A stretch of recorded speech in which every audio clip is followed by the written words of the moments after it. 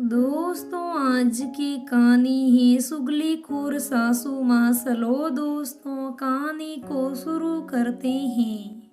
सुलभा जी और सुमंत जी के दो बेटे हैं, सरसव और सत्विक। बड़े बेटे सरसव ने 3 साल पहले लव मैरिज की थी। अभी 6 महीने पहले उन्होंने अपने छोटे बेटे सत्विक की शादी की है। बड़े बेटे की शादी में बेटे की मां बनकर लड़की वालों के ऊपर दोष जमाने का सुलभा जी का सपना धरा का धरा रह गया।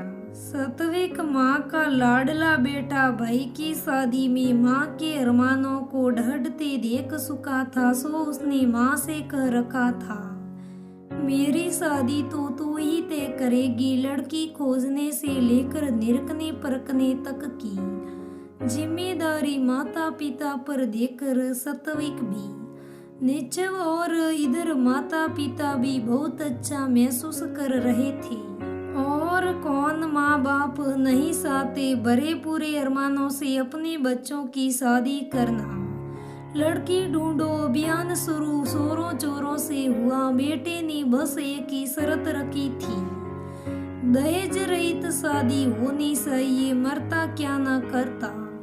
बड़े ने तो सब कुछ तय करके खबर दी, छोटा कम से कम शादी तय करने का अधिकार तो दे रहा है। यह क्या कम है, और जाने अनजाने में समाज के सामने एक दुरुस्त उदाहरण भी बन जाएंगे। सो सुलभा और सुमंत जी संतुष्ट थे।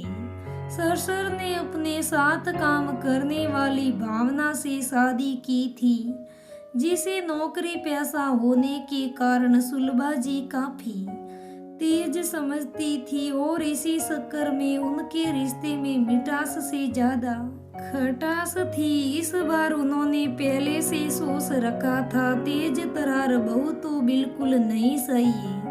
सीधी सादी पढ़ी लिखी घरेलू सपना उन्हें पसंद आ गई। सट मंगनी पट ब्याह की तर्ज पर सत्विक और सपना की शादी हो गई। दहेज रहित शादी थी, इसलिए लड़की वालों ने जी खोलकर स्वागत सत्कार किया। सुलभा जी के दिल की सारी दबी इच्छाएं पूरी हुई। नाते रिश्तेदारी और समाज में परिवार की बहुत वाहवाही हुई और ये शुभ विवाह संपन्न हुआ। 4-5 दिन पूरा परिवार इकट्ठे रहा। फिर सरसव और भावना दिल्ली जा उनकी नौकरी थी, और सत्विक सपना भी हनीमून मनाने निकल गई। हनीमून अरेंज मैरिज का सबसे खास समय होता है, एक दूसरे को जानने समझने का। सत्विक और सपना ने इसका भरपूर फायदा उठाया और भावी जीवन के अनेक सुनहरे सपनों को बुनते हुए आनंददायक समय बिताकर वापस आ गई। सपना नए शहर में सत्विक के साथ जाने को लेकर बहुत उत्साहित थी, पर सुलभा जी ने नवविवाहित जोड़े के ऊपर तुषापात कर दिया। फरमान सुनाया, सपना यहीं रहेगी। अरे जिंदगी भर तो तुम दोनों को साथ ही रहना है।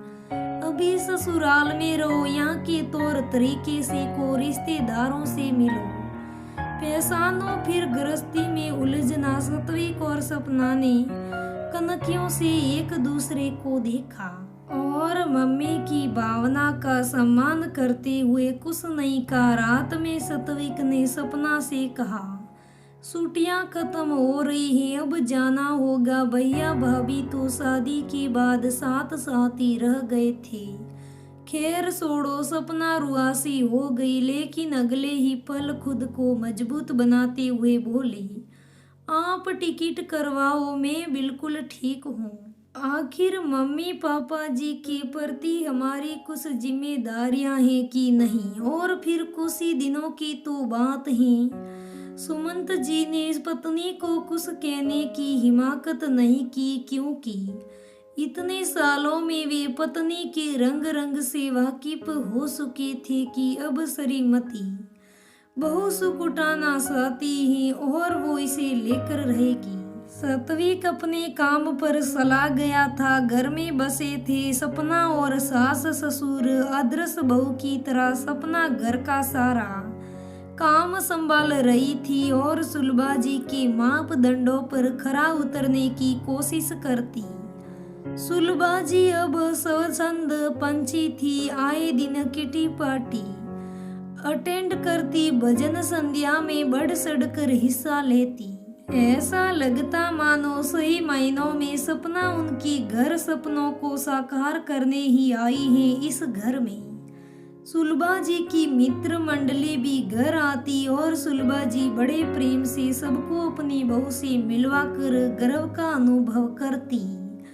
लेकिन गलती से अगर किसी ने सपना की तारीफ कर दी तो उनकी त्योरियां सड़ जाती। बस फिर क्या था, सापलूस सहेलियां भी समझ गई। वैसे भी जब सापलूस सहेलियां की बैठे बिठाए इतनी आओ भगत हो रही हो, वे सब भी बस सुलभा जी के सुर में ही सुर मिलाती, इस सुख का आनंद उठाती और उनके भाग्य को सहराती।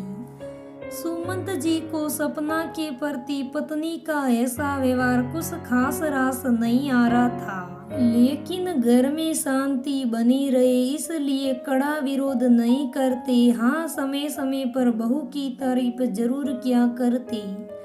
वाह बेटा, क्या बढ़िया सब्जी बनाई है तुमने, तुम्हारी माँ ने तुम्हें बहुत अच्छे संस्कार दिए हैं, खूब खुश रहो मेरी बच्ची। पापा जी से तारीफ पाकर सपना सहक उठती। लेकिन सुलभा जी को सुलगाने के लिए इतनी तारीफ काफी थी। ये क्या खास है, हमारे जमाने में 20-20 जनों का खाना बनाना पड़ता था और कोई तारीफ सुनाने को नहीं मिलती थी। यहाँ 2 लोगों का खाना बनाना कौन सी बड़ी बात हो गई। तुम्हारे पापा को तो बात को बढ़ा चढ़ा कर कहने की आदत है। सपना, तुम जरा भावना को देखना, नौकरी पैसा होते हुए भी सब कुछ इतनी बखूबी निभाती है कि क्या बताओ। स्मार्ट तो इतनी है कि पूछो मत, तुम भी सीखो कुछ उससे।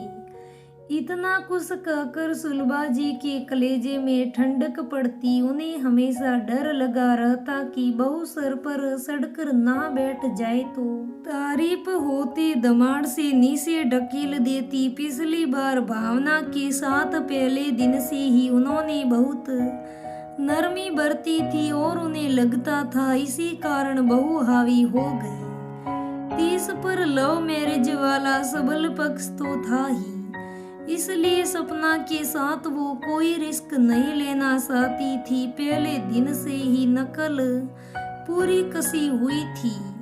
मैदान में आमने सामने थी सुलभा जी, एक परिपक्व योद्धा जिसने अपनी पिछली गलतियों से सबक लेकर अपने दाव और मजबूत कर लिए थे, और दूसरी तरफ थी सपना, एक नया नवेला योद्धा, शायद अभिमन्यु, जो चक्रव्यूह में प्रवेश तो कर गया था लेकिन निकलने का रास्ता मालूम नहीं था। 3 महीने बीत गए। सत्विक 20 में 2 बार आया था लेकिन अभी भी सपना को सत्विक के पास भेजने का कोई संकेत नहीं था। अब सपना भी धीरे धीरे बेचैन हो रही थी। मायके से माँ ने ऐसी गुट्टी पिलाई थी कि ज्यादा जुबान नहीं चलाना, शुरू में थोड़ा सहना पड़ता है और बाद में सब ठीक हो जाता है। बस सपना यही सोचकर वो सिर्फ सत्विक के आने के दिन गिनती और चक्रव्यूह भेदने का प्रयास करती। हर बात में भावना भाभी से उसकी तुलना कभी कभी उसे परेशान कर देती। भावना ऐसा करती है, वैसा करती है, आधी आधी। अब की बात बन गई। सत्विक सपना को लेकर पुणे आ गया। मस्ती भरे दिन बीत रहे थे। रोज मम्मी जी, पापा जी और भैया भाभी से बात होती रहती। अब सपना और भावना एक दूसरे के साथ काफी घुल मिल गई थी। एक बार भावना से बातचीत के दौरान पता चला कि मम्मी जी सपना की बहुत तारीफ करती हैं उसकी, अनगिनत बातें हैं जो उन्होंने भावना को सिखाने को कहा है। जैसे घर बार सब कुछ बखूबी मैनेज करना, टेस्टी खाना बनाना, घर की साज सज्जा, परिवार के सभी सदस्यों का मान सम्मान आदि करना। जानती हो सपना, कभी तो तुम पर भी गुस्सा आने लगता है कि कल की आई लड़की से अब सब कुछ सीखूं मैं। भाभी सेम सेम मेरे साथ भी यही होता है। आपसे बोला सपना कितनी क्रिएटिव है, और मुझसे कहा कि क्रिएटिव होने से घर गृहस्थी नहीं चलती, तुम भावना के जैसे प्रैक्टिकल बनो। बस आपसे ही गुस्सा आने लगता है, अब सब समझ आ गया है। मम्मी जी एक कुशल लेकिन कुटिल प्रशासक बनकर हमारे ऊपर राज करना चाहती थी। मम्मी जी चाहती हैं कि जेठानी देवरानी आपस में टकराती रहे और मम्मी जी खेमा बदल बदल कर इसका आनंद लेती रही।